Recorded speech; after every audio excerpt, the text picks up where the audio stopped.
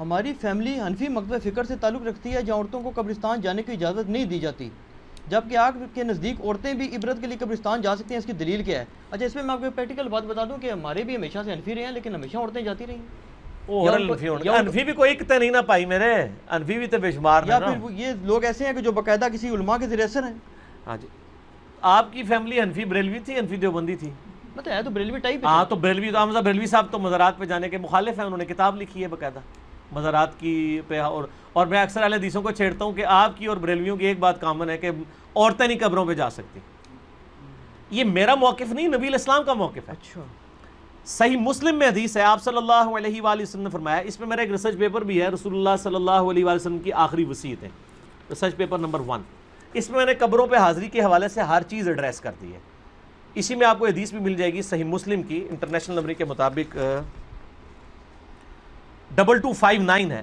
آپ صلی اللہ علیہ وآلہ وسلم نے فرمایا، میں تمہیں قبروں کی زیارت سے منع کرتا تھا، لیکن اب میں تمہیں حکم دیتا ہوں کہ قبروں پہ جاؤ تاکہ آخرت کی یاد آئے۔ ٹھیک ہوگا جی؟ اور اس کے علاوہ بھی صحیح مسلم میں 2256 نمبر حدیث ہے کہ آپ صلی اللہ علیہ وآلہ وسلم نے، اوپر تلے 8-10 حدیثیں ہیں، یہ بھی صحیح مسلم میں۔ اما عائشہ کہتی ہیں ایک رات آپ میرے ساتھ لیٹے ہوئے تھے، رات کا کچھ حصہ گزر گیا تو آپ صلی اللہ علیہ وآلہ وسلم اپنے مبارک بسترے سے اٹھے، بقیع غرقد قبرستان چلے گئے، اور آپ نے 3 دفعہ یوں ہاتھ اٹھا کے وہاں دعا کی، اور پھر واپس آئے۔ کہتے ہیں میں پیچھے پیچھے گئی، لیکن میں بھی پہلے ہی واپس آ کے بسترے پہ لیٹ گئی تاکہ نبی علیہ السلام کو نہ پتہ چلے، سانس پھولا ہوا تھا۔ آپ نے فرمایا کہ اے عائشہ، تم نے گمان کیا کہ اللہ اور اس کا رسول تم سے خیانت کریں گے، یعنی تم نے یہ سمجھا میں کسی اور بیوی کے پاس چلا گیا ہوں، تو اے عائشہ مجھے سچ سچ بتاؤ، تم کیا میرے پیچھے آئی تھی؟ اور اگر تم نہیں بتاؤ گی تو مجھے اللہ تو بتا ہی دے گا۔ اے علم غیب بھی کلیئر ہو گیا، اللہ تو مجھے بتا ہی دے گا۔ تو انہوں نے کہا یا رسول اللہ میں گئی تھی۔ تو فرمایا کہ میں جب لیٹا تو جبرائیل علیہ السلام کو اللہ تعالیٰ نے میرے پاس بھیجا، اور انہوں نے کہا کہ اللہ تعالیٰ فرماتا ہے کہ آپ اہل بقیع کے لیے دعائیں مغفرت کریں۔ تو میں رات کو اٹھ کے قبرستان گیا اور 3 دفعہ ہاتھ اٹھا کے دعا کی۔ سیدہ عائشہ نے پوچھا یا رسول اللہ جب میں جاؤں یا ہم لوگ قبرستان جائیں تو ہم کیا دعا کریں؟ تو آپ صلی اللہ علیہ وآلہ وسلم نے دعا تعلیم فرمائی، السلام علیکم اہل الدیار من المؤمنین والمسلمین وَإِنَّا إِن شَاءَ اللَّهُ بِكُمْ لَلَاحِقُونَ نَسْأَلُ اللَّهَ لَنَا وَلَكُمُ الْعَافِيَةَ۔ تم پر سلامتی ہو اے مومنین اور مسلمین، مرد و عورت اس قبرستان میں جو دفن ہو، ہم ہمارے اپنے لیے اور تمہارے لیے اللہ سے عافیت کا سوال کرتے ہیں، اور ہم بھی مر کے تمہارے پاس ہی آنے والے ہیں۔ یہ دعا صحیح مسلم کے اندر موجود ہے۔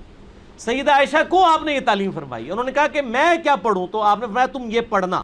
اس سے کیا پتہ چلا کہ عورتیں قبرستان جا سکتی ہیں۔ لہذا یہ سعودیہ والوں نے جو بقیع غرقد قبرستان کے بعد لکھ کے لگایا عورتوں کی حاضری منع، یہ بالکل خلاف سنت ہے، اور وہ عورتوں کو نہیں جانے دیتے قبرستان۔ غلط ہے، غلط کام کوئی بھی کرے غلط ہے۔ کیوں؟ نہ میں وہابی نہ میں بابی، میں ہوں مسلم علمی کتابی۔ نہ یہ بابوں کی بات ہوگی نہ وہابی سو کارڈ بات ہوگی، یہ علمی کتابی بات ہوگی۔ اور اما عائشہ رضی اللہ تعالی عنہا باقاعدہ اپنے بھائی کی قبر پہ گئیں، جامعہ ترمذی میں صحیح سند کے ساتھ ہے، عبد الرحمن بن ابی بکر ان کی قبر پہ گئیں، وہاں پہ جا کے اشعار بھی پڑھے، اور امام ترمذی ایک حدیث لے کے آئے کہ نبی علیہ السلام نے لعنت فرمائی ہے ان عورتوں پر جو زوار القبور کرتی ہیں، کثرت سے قبرستان جاتی ہیں۔ پھر ساتھ ہی امام ترمذی نے لکھا اس حدیث کے اندر، یہ ساری حدیثیں آپ کو مشکات کی پہلی جلد میں نا قبروں کی زیارت والے چیپٹر میں مل جائیں گی کمبائنڈ فارم میں۔ امام ترمذی نے لکھا یہ حدیث منسوخ ہے، کیونکہ جب آپ نے عام اجازت دے دی کہ قبروں پہ جاؤ آخرت کی یاد آئے تو یہ حدیث منسوخ ہوگی۔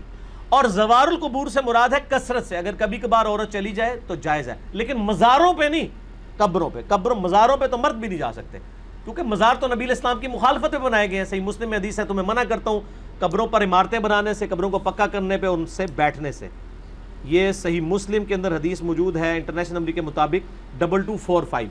باقی آپ میرا قبریں، مزارات، گنبد خضرا یہ لکھیں یوٹیوب پہ، میرے کلپ کئی ایک کلپ کھل جائیں گے، ماشاءاللہ لاکھوں لوگوں نے وہ کلپ دیکھے ہیں، گنبد خضرا والا کلپ، یہ ساری چیزیں۔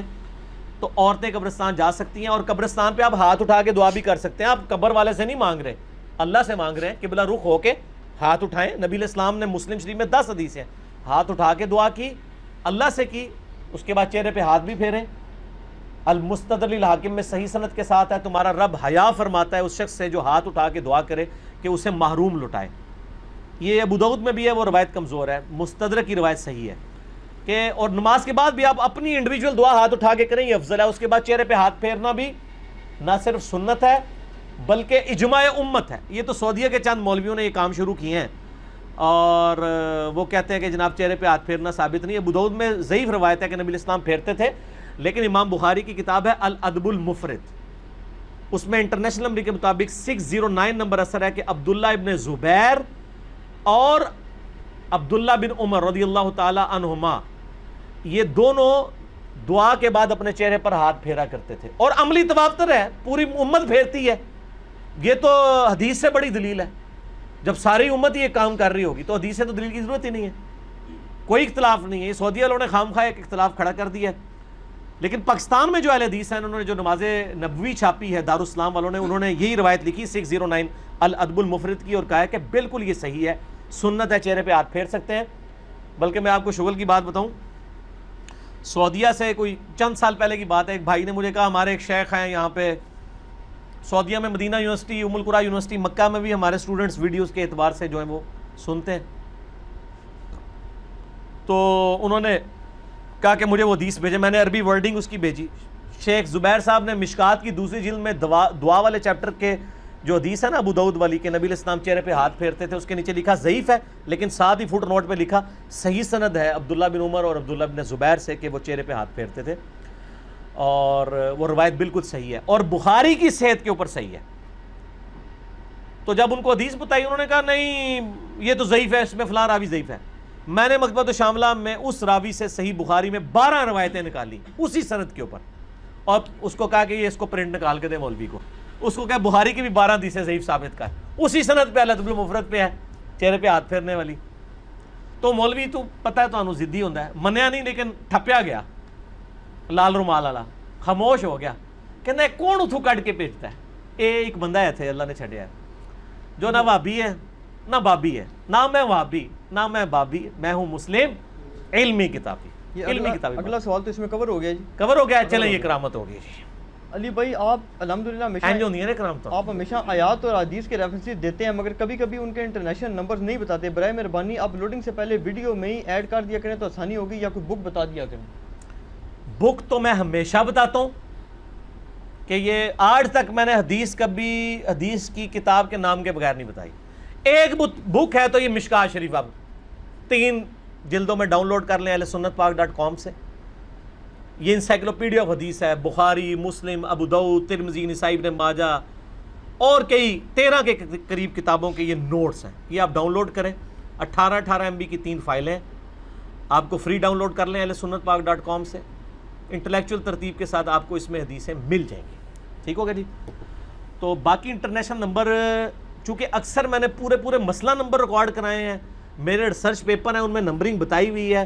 یہ فی البدی گفتگو ہوتی ہے, اس میں جو نمبر یاد ہوتے ہیں وہ بتا دیتے ہیں, نمبر ضروری نہیں ہے. میں حدیث کے جو الفاظ بتاتا ہوں اسلام 360 میں وہ لکھا کریں, سرچ کے آپشن میں جائیں آپ کو مل جائے گا.